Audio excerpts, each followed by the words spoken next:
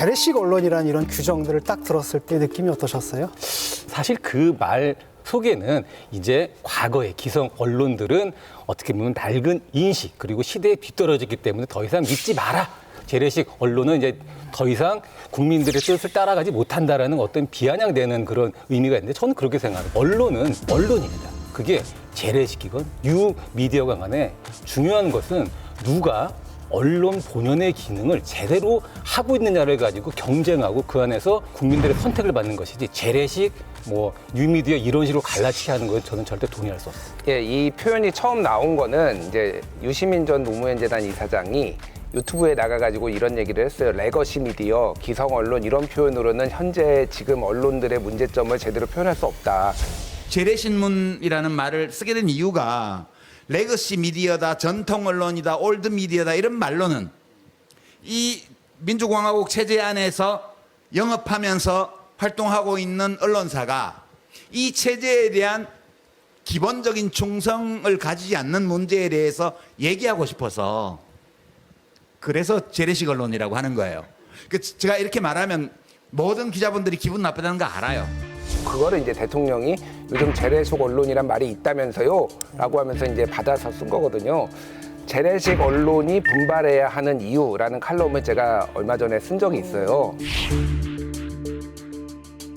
신식 언론이 비대 언론이 되려고 할 때 재래식 언론이라도 분발해야 된다라는 취지로 썼습니다. 그래서 신식 언론에서 상당히 저를 불편해하더라고요.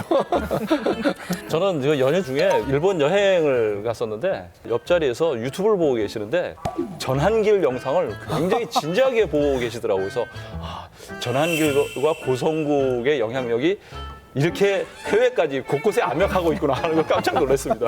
저는 고성국 씨나 김어준 씨나 이런 유튜브인을 하시는 분들도 이제는 언론인이라고 생각을 합니다. 누가 정통 언론인이고 누가 사이비 언론이냐 이런 식의 구분은 이제 의미가 없다고 생각하고 정말 똑같은 링 위에서 서로 누가 정확한 팩트를 가지고 누가 정확한 분석을 하느냐를 가지고 그분들과 경쟁을 해서 시청자들과 독자들의 선택을 받아야 된다고 저는 그렇게 생각합니다. 또 하나는 언론인으로 봐야지 언론인에게 제시되는 그런 어떤 규율이라든지 아니면은 그런 윤리의식 이런 것들을 동일한 잣대로 할 수가 있거든요. 그러니까 예를 들면은 조선일보나 동아일보나 CBS나 경향신문에서 음모론을 이렇게 설파를 했을 때 잘못된 걸로 밝혀지면 사과를 합니다. 정정보도도 하고 그거에 대한 책임을 지는데 이들을 언론인이 아니라고 해버리는 순간 마음껏 음모론을 펼칠 수 있고 그거에 대해서 아무런 책임을 지지 않거든요.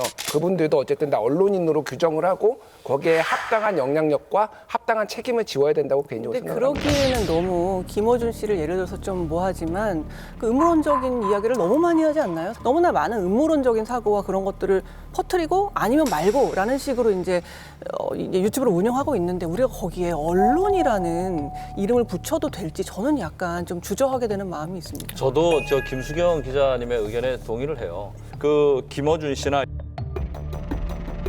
일부 유튜버들은 그 스피커 기능을 하는 거지 언론의 기능을 하는 거라고 생각하지 않습니다. 이재명 대통령이 재래식 언론이라는 표현을 했지만 원래 하고 싶은 말은 기레기라는 말을 쓰고 싶었을 거예요. 그렇게 쓰지 못하셨을 뿐이지. 기레기에도 재래식 기레기가 있고 첨단 기레기가 있는데 아마 이재명 대통령이 재래식 언론의 반응에 가장 예민하게 반응하는 역설적인 모습이거든요. 그러면서 본인은 하루에 3건, 5건씩 SNS를 통해서 일방적으로 폭풍 메시지를 발산하고 있는 거거든요. 이것도 1인 메시지, 1인 미디어예요. 이재명 대통령도 일방적으로 메시지를 전달하면서 민의를 반영하고 평가를 하는 언론을 그렇게 재래식 언론이라고 폄하하는 것은 옳지 않다고 봅니다.